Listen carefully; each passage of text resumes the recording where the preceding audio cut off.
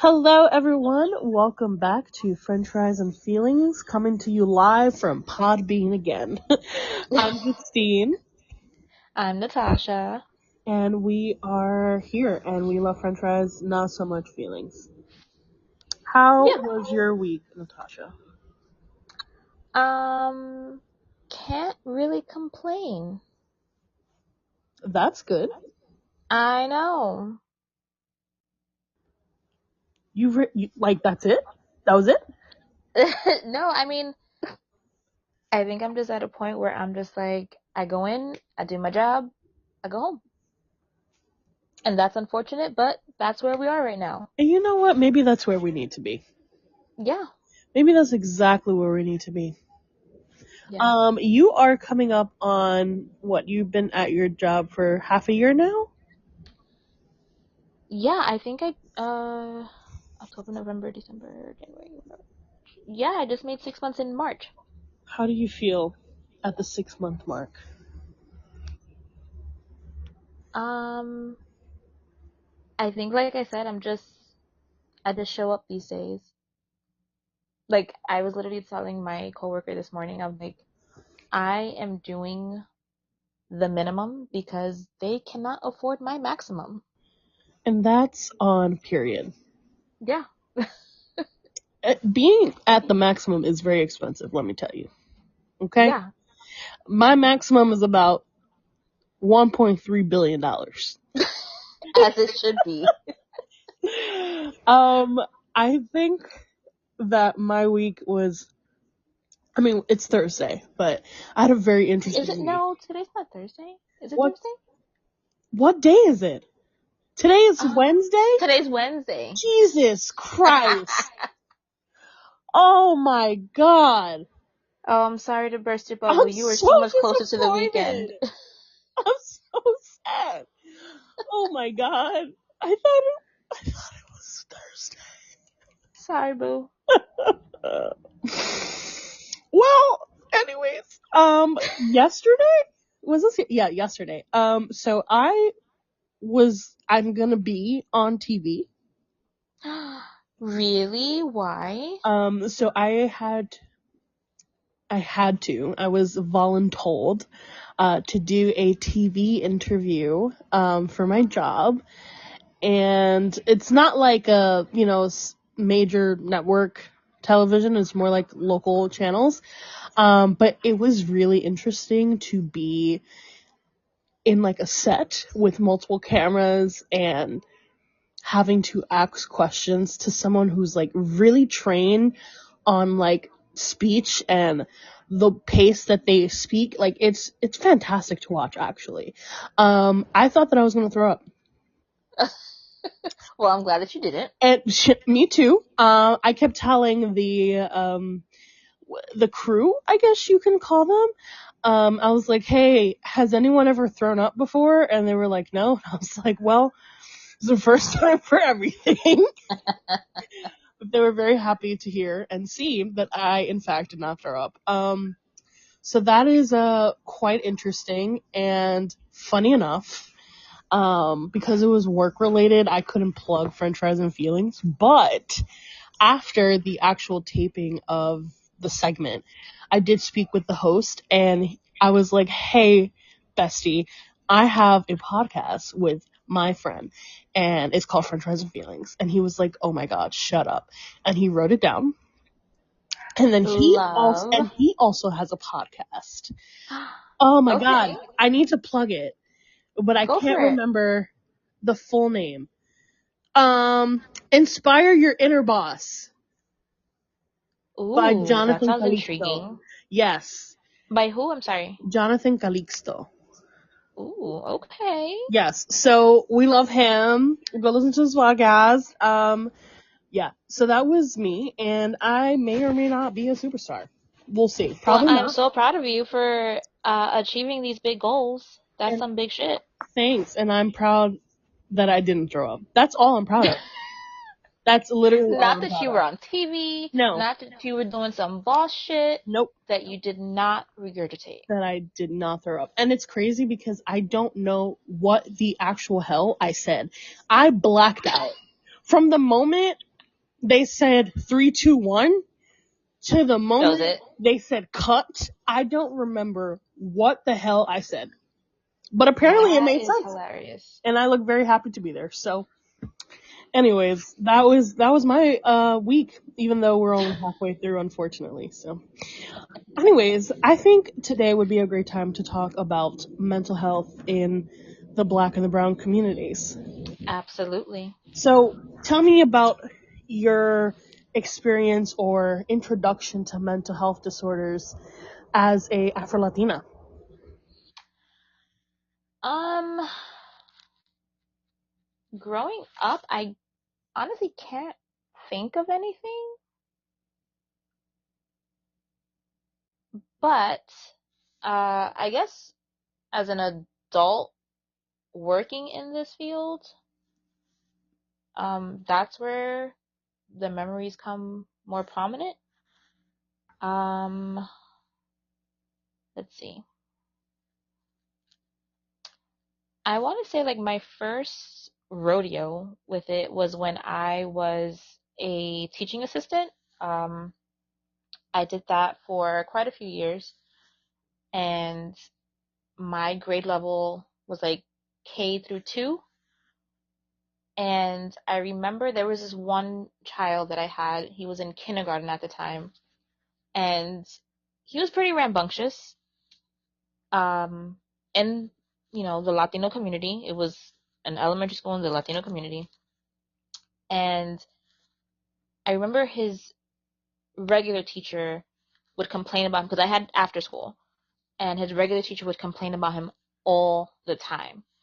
And I'm just like, so he's acting a fool during the day. How's he gonna be in after school? Like, this is about to be a problem.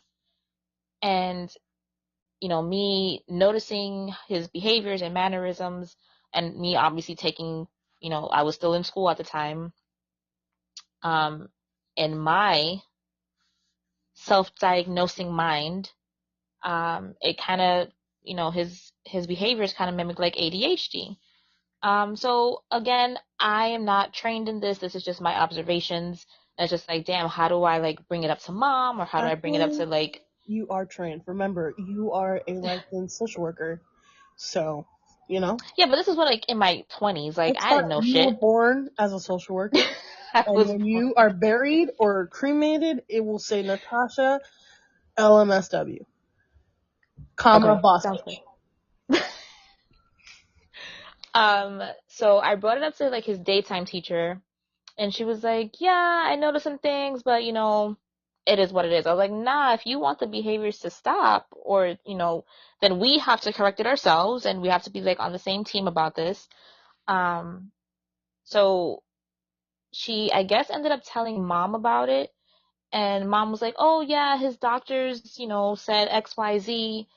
Um, Next thing I know, this kid is put on medication, and he is a total zombie.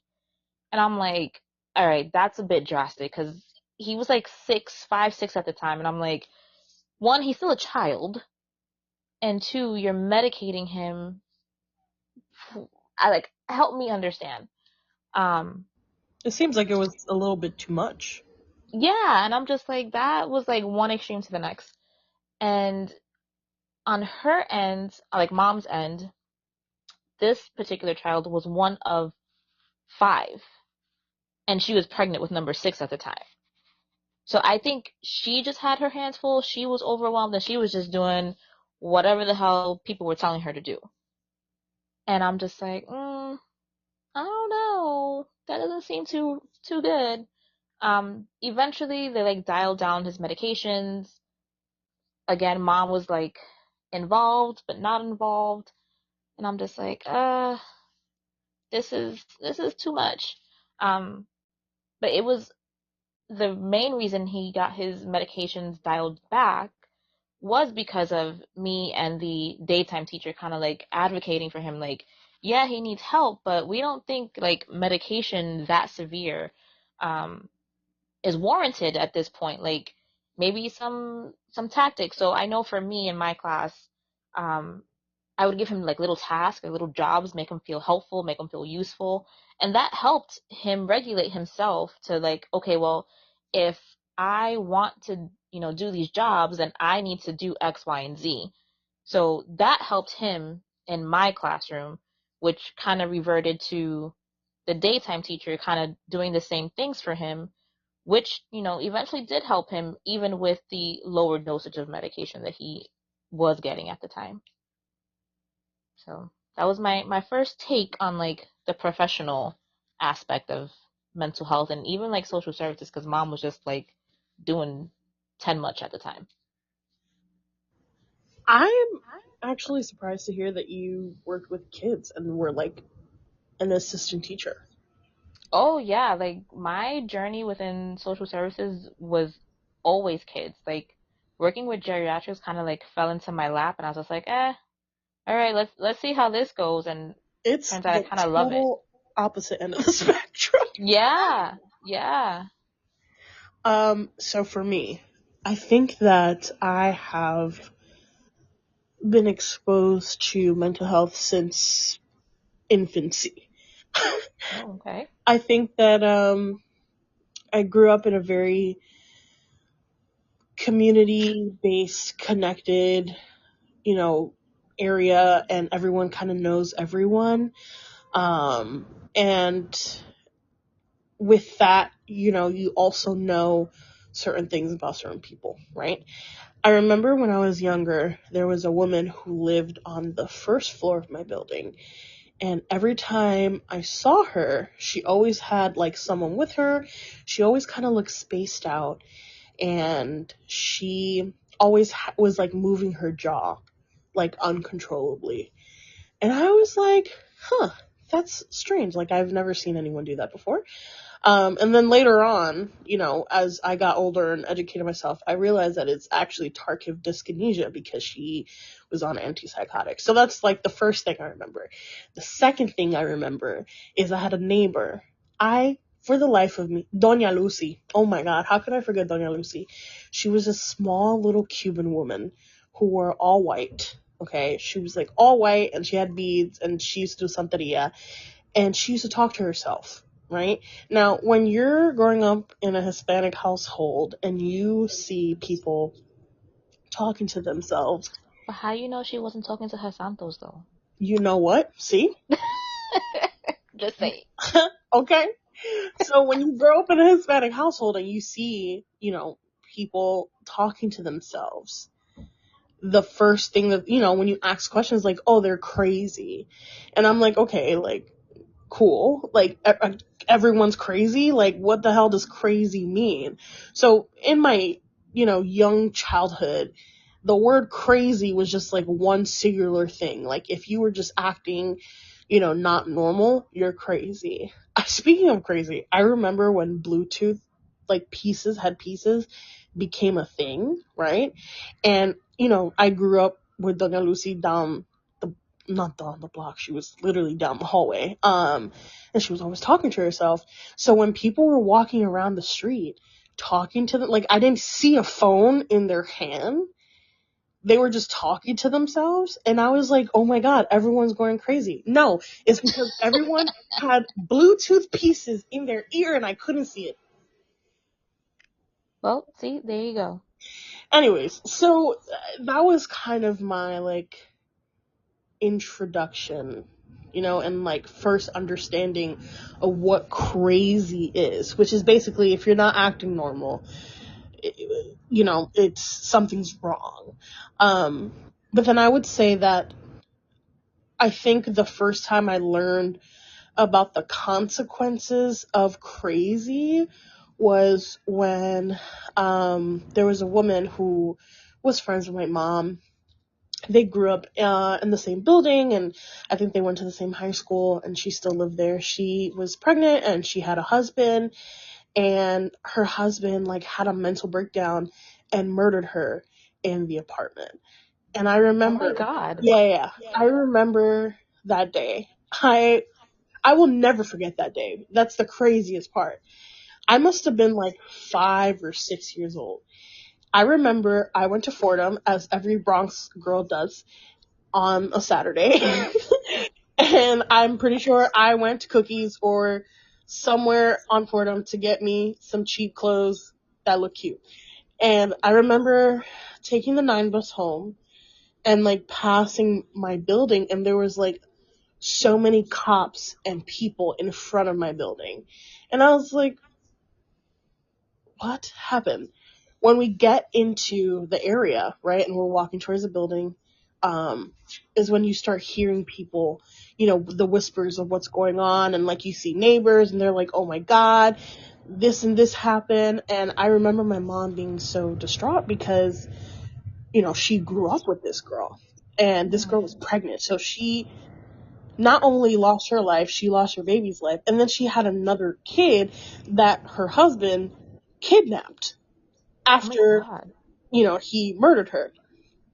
And so I remember like seeing all of this and not really understanding what was going on, because I don't think people understand, murder at the age of 5 or 6. But I remember later on when it was a little bit more calm and we were upstairs in our apartment, my mom explaining to me, you know, sometimes people have a lot of feelings that they don't really understand, and it can all get really confused. And sometimes, people make up things in their head and accuse people of doing some things that you actually didn't do. And it doesn't really make sense to everyone else, but it makes sense to them.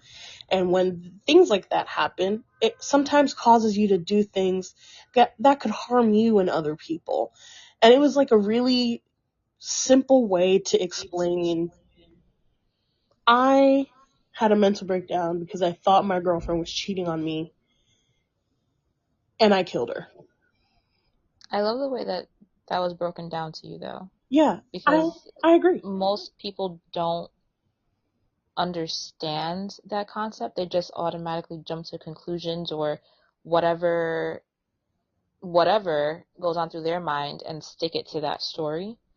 But the simplification of it so that the 5-year-old could understand, yeah, that was great. Yeah. And I think that moment, and, being in the chaos of all of that, it really stuck out to me. And I was like, okay, so crazy is you're not acting normal. But then sometimes people are crazy when they have too many feelings, and then they like go and do things that, hurt other people or hurt themselves.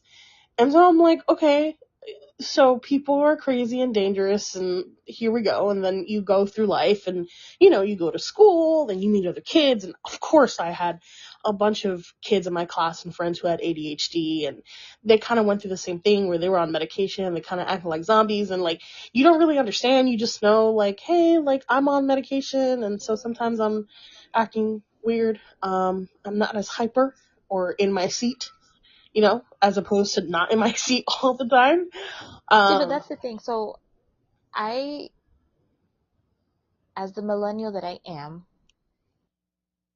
when I was in elementary school, like, yeah, we had kids that, they got up and they wandered around, or, they were deemed as the class clown or whatever. I could be mistaken, but I don't think there was a diagnosis for these kids back then. And Oh if there no, was, then no, I don't know it.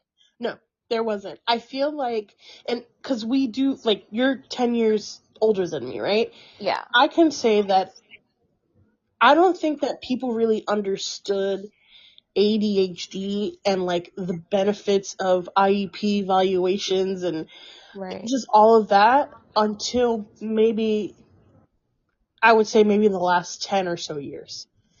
In my era, like I started kindergarten in 2000, right? And Jesus. I know. Yeah. Yeah, I started kindergarten. Did I start kindergarten in 2000? I was in first grade in 9/11. Yeah, 2000. I started in 2000. So there wasn't really, like, they had special ed classes, but it was Yeah, more I like remember people, special ed classes. yeah, but it was more like people who had like obvious disabilities when I Yes, was younger, like when I was in elementary school. And it I agree. wasn't until I got to middle school, right? When there were people that I knew, like friends, who, to me, were not crazy and normal, who were in the special ed class. And so I'm Yeah. like, I don't understand what's going on. Come to find out, like, they have dyslexia or they have ADHD and they need like special attention or like extra time, you know? And so I feel like middle school is kind of where you learn about mental health, not only about mental health for other people, but also about how your family sees mental health. Because God forbid you go home and you tell your Hispanic mother you're depressed. Mm-hmm. God, What do you have to be sad about? what what do you have to be sad about when you have food on the table, you have a techo over your head? I can't believe I said techo. I forgot the word roof. Jesus Roof. Christ. Bilingual brain, it happens. Happens to the best of us. Me and my small Puerto Rican brain. You have a roof over your head, you have food on the table, you sleep in a bed at night, you have nothing to be Mm-hmm. sad about. God forbid I was depressed. Mm-hmm. And this is where the elements of mental health begin in middle school, and being in a Hispanic household where people don't understand mental health, that everything is Yeah. like, oh, this person is just crazy. It really So does mess with your brain sometimes. considering, we do have a age gap, and you just said like when you were in about middle school, that's when you started noticing, or that's when it became more prominent of kids your age, obviously, your race, were getting diagnosed with specific things. Yes. So for me, it was more of once these things started to come to light, what I would hear is, esos son cosas de lo blanco. Like depression, any type of mental health things, or, behavioral issues, those were for our Caucasian counterparts. Like, Absolutely. Yes. that's what I would hear. And I'm just like, back then, obviously, I don't know. And I'm like, okay, cool, whatever. But now as an adult, I'm just like, dude, there's no color basis on mental disorders. Like, I don't understand that logic, but Right. that's what it was. Right. But I would also say that TV and movies really portrayed that as well. Because Yeah. every time you saw like a movie with like, a family and the kids were acting out, it was always Hmm. white kids. Yeah. Right? Because the assumption is that the black or the brown kid or the Hispanic kid, if they acted out like that, they would get their ass beat. So Which it's is like, not wrong. I mean, yeah, but there's that stereotype in Hispanic households that like mental health is only for white people, Hmm. and I don't think that I really understood that it wasn't a white people thing until I got to college. Right. Same. Because my entire like young adulthood, I was like, oh yeah, only white people, get depressed and go crazy and do crazy shit. But it wasn't until I get to college and I see all these adults dealing with adjustment disorder who look like me, and they're falling behind when they used to excel in school because they're surrounded by people who had different educational experiences than them, and they just like start to doubt themselves, and it just becomes Hmm. a cycle of anxiety and depression. And it's not just for white people, it is for everyone. And then you have to Right. go home as an adult and explain to your Hispanic mother.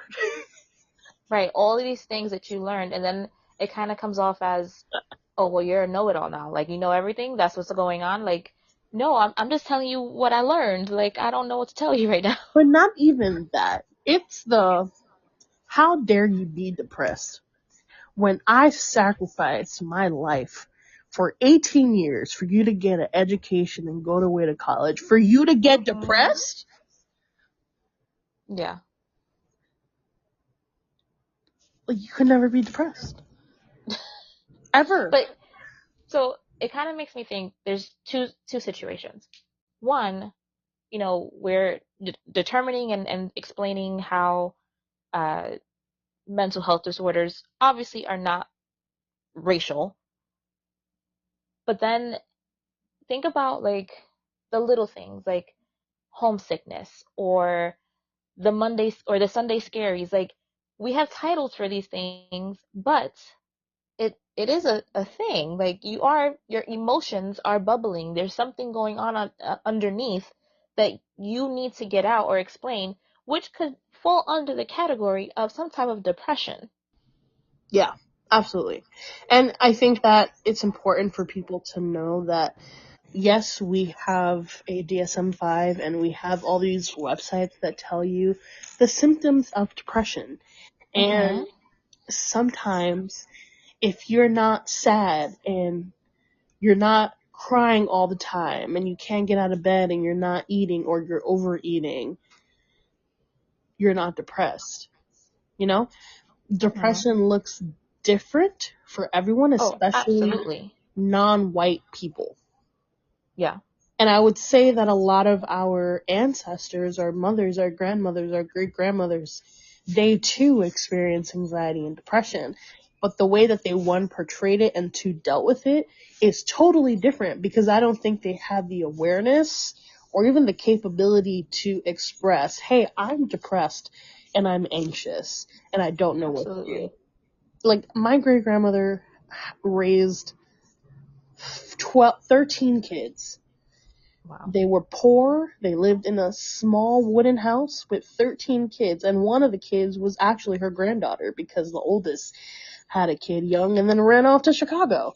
So he not only was raising 13 kids, but her husband died on a field. He was like crushed by some sort of machine. And so she was Jesus. a single mom to all of these kids and her grandkid. You don't think that this lady who lost the love of her life, her partner, the father of her children, would experience depression?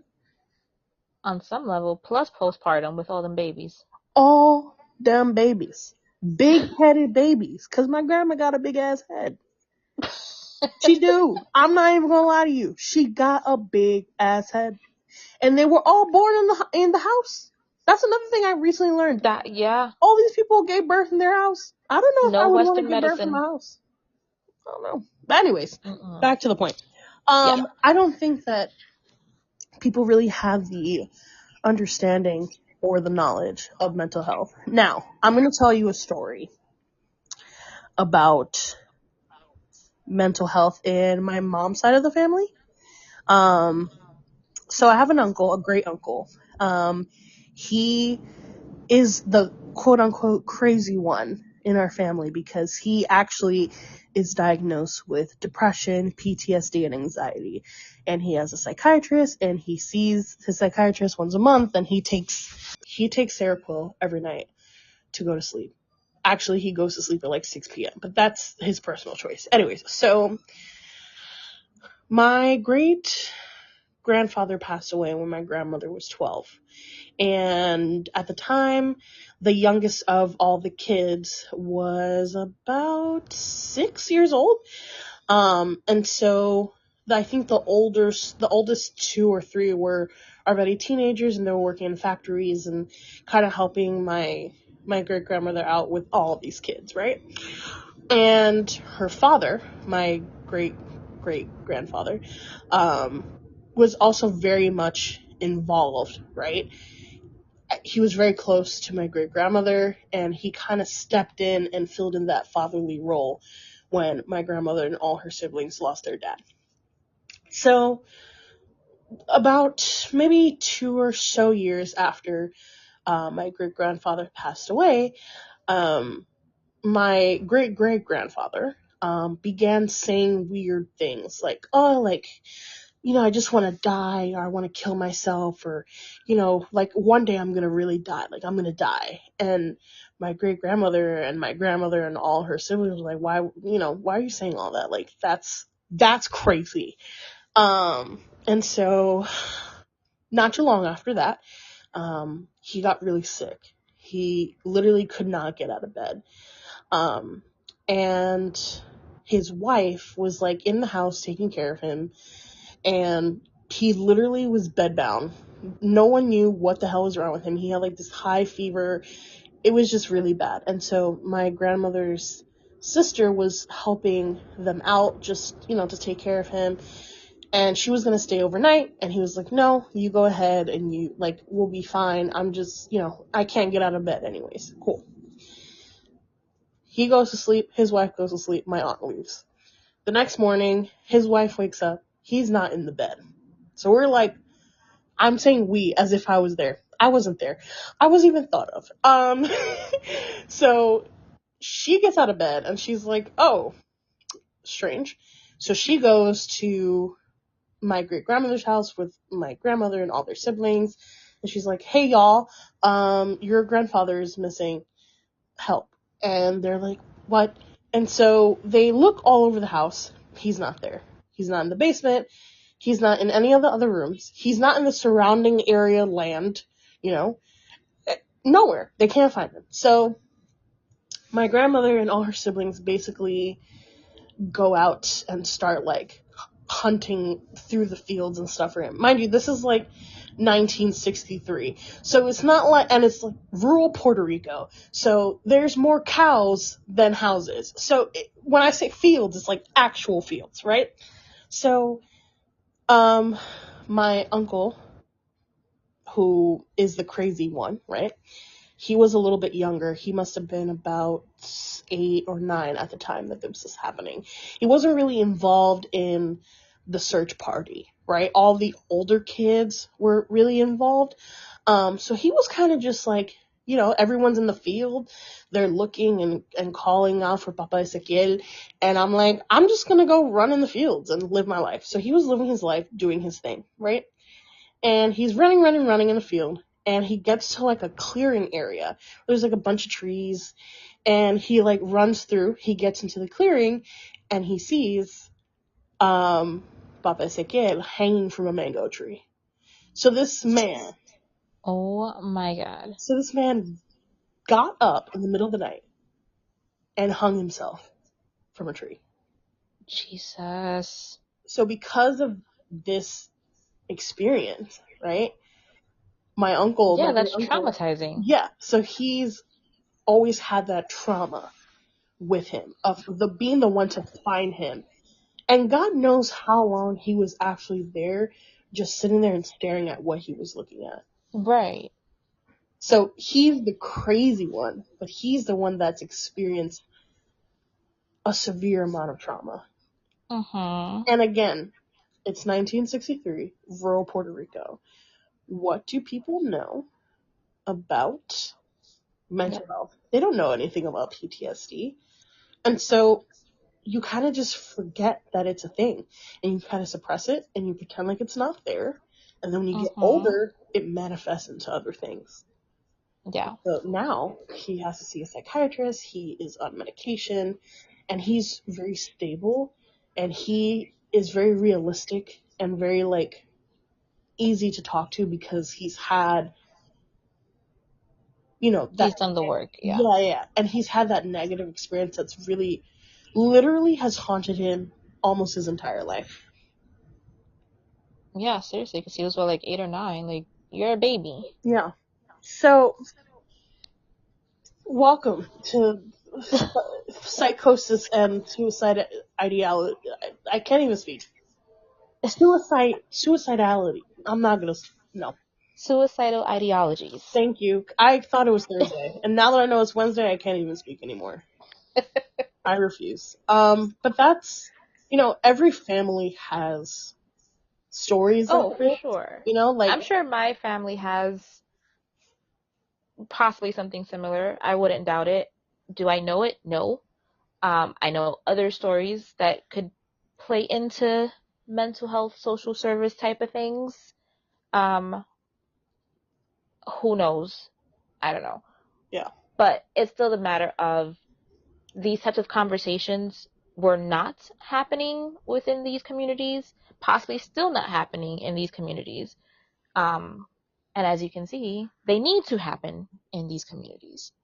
For me, I'm not going to say obviously, but for me, I was raised with the understanding that everyone is different, but I think I was raised in that understanding of for like the obvious or like the visible disabilities, it was never about the emotional disabilities because, again, I don't believe that there was a name for that or a concept of that when I was younger. Um, so yeah, I think just breaking it down that way and again, just being truthful. And what about for your mom? Like, in your older family, like your grandmother, your grandparents, how have you tried to explain mental health to them? Because I think you have the education, right? Because you've done the Yeah. work, and that also means educating others, and usually the people who raise you. So, how have you taught them about mental health? It's a lot of correcting. Um, because in my family, everything is a joke. Todo es un relajo. Like, you can't be serious around people in my family, even in serious moments. Um, so they'll say things that are kind of like politically incorrect. um, and just like correcting them, like, hey, you can't say that these days. You might get punched in the face. You got to say nice words, Yeah, nice things. you can get punched in the face by just looking at someone by mistake. Like, Right. it could be for anything. Right. So for me on my end, it's honestly been a lot of correcting. Um, I'm not malicious with it or anything. Like, I'm not an asshole about it, but just letting them know, like, hey, we can't say that when they ask, like, if they ask, like, well, what do you mean? I've been saying this my whole life. And I'm just like, well, it's hurtful to someone. Um, you don't know that person. You don't know what they're going through, and you're saying something that could be offensive or, just like for us growing, or not us, but my parents or, my grandparents growing up, like, there were words that were used as racial slurs. Like, it, you may have brushed it off, but it may have bothered you on some level. Like, you can't say shit like that anymore. So just, again, just being truthful and being honest and, correcting or trying to correct hurtful words or sayings. And that works, right? For some. Yeah, And for I would some, say yes. that, I think it's a matter of know your audience. correct, which leads me to what I'm going to say. Because I find it very hard, personally, maybe you have the same experience, being in a room or holding conversations with older adults about mental health and mental illness, and they're very ignorant to it. Mm-hmm. And no matter how many times I try to explain, like, I think because I've had so many years of experience working with severely mentally ill people, I know that there's a space, right? Or like this cap at functionality, right? Yeah. And sometimes when you have schizophrenia or bipolar disorder, like, you really can't do anything. Like, you literally cannot work, which is why people, have disability. It Mm-hmm. really does impair your life sometimes for like the rest of your life. And so when I'm trying to explain this to people who are older, who are not, who are very passive about mental health, to them it's like, oh, well, they should have never done this or they should have never done that, or, they had a shit mom, or they weren't raised correctly, Mm-hmm. they didn't get their ass beat. Like, there's a whole bunch of other excuses, and like, Yeah. they're crazy because no one beat their ass. Like, is that what you're saying to me right now? They needed to Yeah. get their ass beat, like you had to kneel on rice for 2 hours, and that's why you don't have schizophrenia? Like, thanks. If we should tell every psychiatrist in the world, hey, just make all your freaking clients kneel on rice for 2 hours with their hands in the air, and I bet you they won't see rats in the corner of their eye. Like, I don't understand. And so, see, now I'm getting heated. Like, cause it frustrates me. Because I know, I'm aware, and I see the things that happen. And you're gonna sit here and you're gonna tell me this? It's so annoying. It's so frustrating. And it makes me wanna, like, walk around with a PowerPoint of, like, abnormal behaviors and diagnoses, and just, like, if we start this conversation, I'm just gonna whip out the PowerPoint. and give you a copy of the DSM-5 and say, here, read it. Please, get away from me. I'll make you watch A Beautiful Mind so you can learn about schizophrenia. A mathematician thought that he was being chased and being harassed by people. In fact, he just had schizophrenia. The whole movie, you think this man is being chased because he cracked some mathematical code. He made all this shit up in his brain because he's ill. A brilliant man. And he has schizophrenia. So you're going to tell me that someone who is not brilliant and got their ass beat all the time and kneeled on rice is not capable of having schizophrenia. Or any other mental disorder. Any other disorder. Brothers, please. Please. But then this plays back into what I was saying of, like you said, they knelt on rice for X amount of time, or they got hit with a switch and they had to go choose their own switch to get hit with, or even us, the chanclas coming flying at us, like all of that is a trauma response. Like we're all dealing with something. It may not be schizophrenia, it may not be that severe, but I know for me, if I like hear the sound of basic, like simple things, literally, I can hear if my dad whistles, I instantly freeze up and I'm just like, oh my God, what happened? Like, Yeah, because it's what's go going on? time. Somebody's in Yeah, trouble. Someone's getting their ass beat.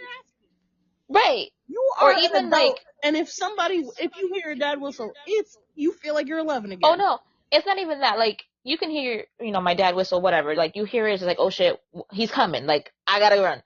But for me, I am nearly 40 years old, and my dad laughs at this because he thinks it's hilarious. And in my head, I'm just like, no, like, that's some scary shit. So, when, like, you're in trouble as a kid, and the second you hear your full name called, you're just like, oh shit, I Oh my fucked up. god. Yes. Yes. For me, I can hear my full name, and I'm good. My dad, till this day, if I hear my middle name, all he has to say is my middle name, not my first, not my full name, just my middle name. And I'm like, oh my God, I'm gonna die. Yep. Like, Rest in peace. I messed up. I am a fully grown adult. I pay my own bills. I do my own thing. You got two furry kids. One of Right. them has a cardiologist. Right. And I hear my daddy call me by my middle name, and I go back to being that 4-year-old little girl who got in trouble for throwing a tantrum for wanting ice cream.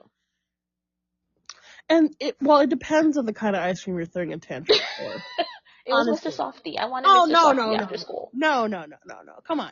Respect I me. was 4. I was 4. Okay. Maybe Mr. Softy was good back then. But I It feel was. like Mr. Softy is like sketch in the year of our Lord 2025.